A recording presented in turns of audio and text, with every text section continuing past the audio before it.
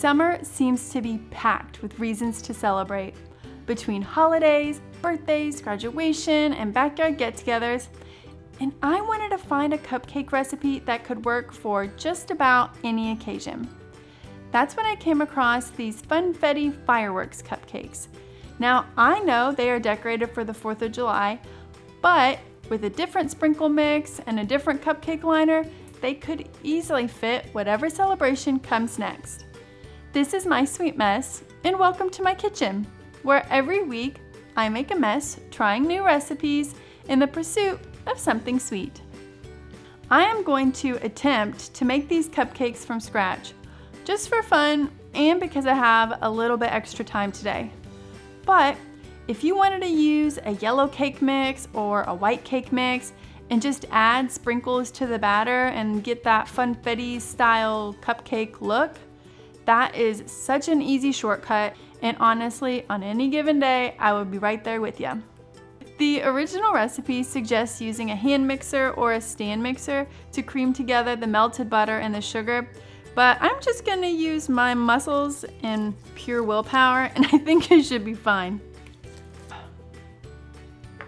Oh, I just spilled.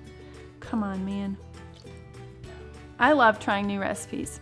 I say it every week because I mean it every week. I've always enjoyed baking ever since I was a little kid, so having the opportunity to try so many different wonderful recipes every week truly is just a blessing for me. But life gets busy sometimes, and when that happens, it is nice to have a handful of recipes in your back pocket that you can pull from, slightly tweak to fit a theme or, oh my gosh, that egg would not let go. Ugh, I'm trying to get philosophical, egg. Now, where was I? Oh yeah. It's nice to have a handful of tried and true recipes in your back pocket that you can pull from and tweak slightly to fit any event. And I think that these cupcakes are going to be one of those recipes. All you have to do is swap out the sprinkles and the cupcake liners, and they match whatever party's decor absolutely perfectly. Now it's time to get a little technical. We need to add to our batter our dry ingredients, then buttermilk, dry ingredients, then buttermilk, then our dry ingredients. We have to start and end on dry. I don't know why, but that rhymed. But we have to start and end on dry.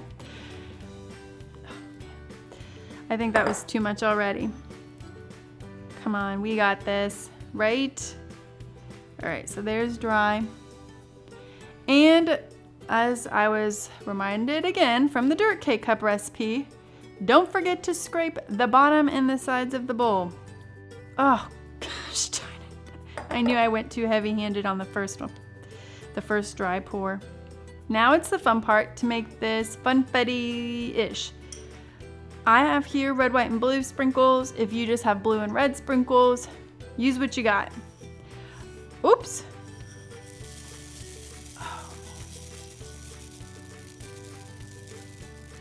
I'm not going to use all of them. I want to see what it looks like. I love Funfetti style cakes and cupcakes. It reminds me of going to birthday parties when I was a kid. There is just something about sprinkles that makes a dessert happy and fun, no matter how old you are. I remember the first time I ever saw a Funfetti cake. I was at one of my friend's birthday parties, and I could not wrap my head around how did these little flecks of color get into the cake. I thought at first maybe it's food coloring, but then the whole cake wasn't colored, so how did that work? Thankfully, my parents were there and they told me that they were sprinkles. So here I am sitting away from the other kids at this party. They're playing arcade games or pin the tail on the donkey or air hockey or whatever. And I'm just sitting there with my parents as my little mind is just absolutely spinning, trying to figure out how the sprinkles got into the cake, because the cake was soft and delicious and sprinkles were hard and crunchy. So how did these sprinkles leave rainbows in my cake? But I could not experience the sprinkles anymore. Meanwhile, my poor parents we're at this other kid's party in the middle of all the activity and excitement, and my parents are trying to explain to me about the thermodynamics of melting sprinkles in cake. I do not know how they did it, but somehow, whatever answer they gave me, I accepted and I was able to move on. But oh my gosh, I will never forget that in the middle of my friend's party, I was freaking out about how the cake looked. Ugh, kids. Anywho, now that my cupcakes are all dished out in their liners, I'm just gonna pop these into our preheated 350-degree oven for about 14 to 17 minutes. My cupcakes are out of the oven and they are completely cool behind me, so let's make some frosting. Now, as you know, powdered sugar is my mortal enemy, so let's see how this goes. Oh, jeez. Already off to a great start. I can't even figure out where to pour this into the bowl. So I just did a little bit of the powdered sugar. Hopefully it behaves. I don't know, I feel like I keep stopping the mixer so that this guy is in the worst position. So I am going to do salt to taste. I like a nice salty contrast in my frosting. So I measured out, I think it was 2 teaspoons of salt when the original recipe only asked for half a teaspoon of salt. So we will see what I end up using, but I did want to call out that I measured out quite a bit more salt. Same with the vanilla. I added quite a bit extra vanilla. I like the smooth texture. It's a little thick, so I'm gonna add just a smidge of heavy cream to it. I do want to taste it with my impeccably cleaned pinky. That is very good. Still gonna add a little more salt though. All right, and I'm just gonna add a splash of heavy cream. Let's see what we think about that. This frosting is very, very soft. It almost feels like whipped butter. I guess it kind of is. What I'm debating right now though, is if I think that this is too thick of a pipeable consistency, because it does have quite a bit of resistance, and I have a history of accidentally making frosting that's a little bit too thick, and then it's really hard to pipe. But I also like the idea of having a frosting that can stand on its own. What to do? I'm gonna leave it. I like it. I just gotta use my muscles and I'll be fine. Look how fun these are. Oh my goodness. Look how cute they are. Oh, those sprinkles did so well. Very excited. I wish I knew how bakeries, I feel like the bakeries do a really good job of getting their cupcake liners to stay very vibrant throughout the baking process. Do you know, do they like double line, or do they put liners on like after the cupcakes have baked?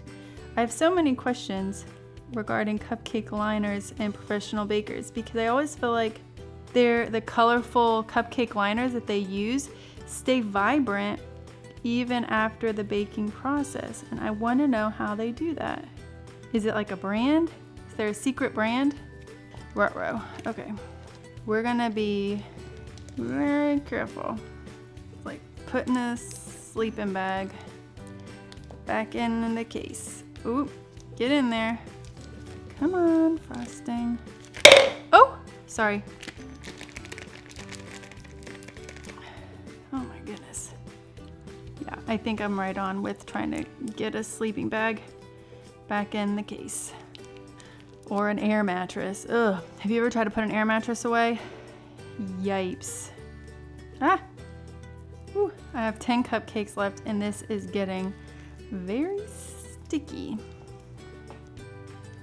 I think that this frosting is really, really pretty, and like I like the texture of it. I think it looks really nice, but as far as piping it goes, it is a challenge. I don't know even right now, I don't know if I would have rather added a smidge more heavy cream to thin it out. I don't know if that would have been the right choice.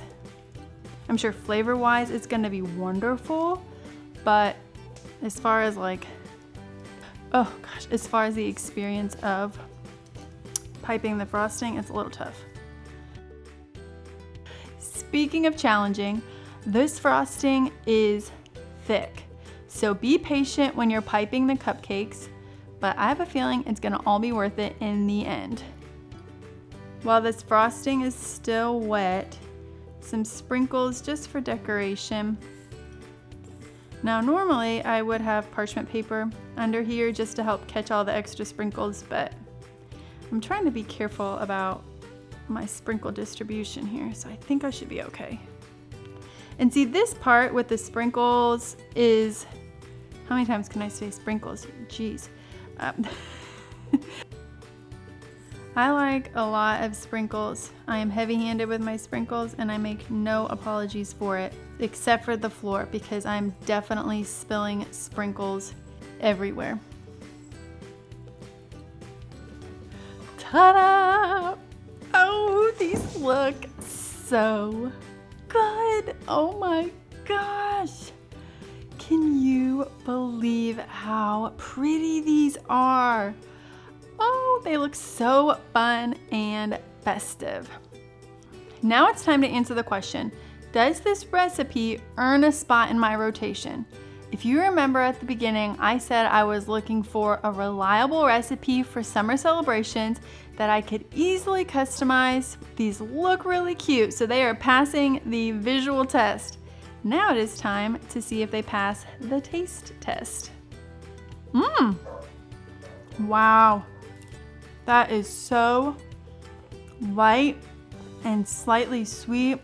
That frosting is so buttery. And I really recommend you taste your frosting before you pipe it on the cupcakes. I am so glad that I added just that little bit of extra salt to my frosting. And look at that fun color that came through from the sprinkles. These are absolutely incredible. They're light and fluffy. They have a really strong vanilla flavor. They have definitely earned a spot in my recipe rotation. Oh, excuse me. As you can see, finished the cupcake in about 30 seconds. So I am off to find my boyfriend, see if he wants a cupcake or wants to split a cupcake with me. Thank you all so much for being here today. And remember, trying new things is messy, but the end result can be pretty sweet. Have a great rest of your day. Bye now.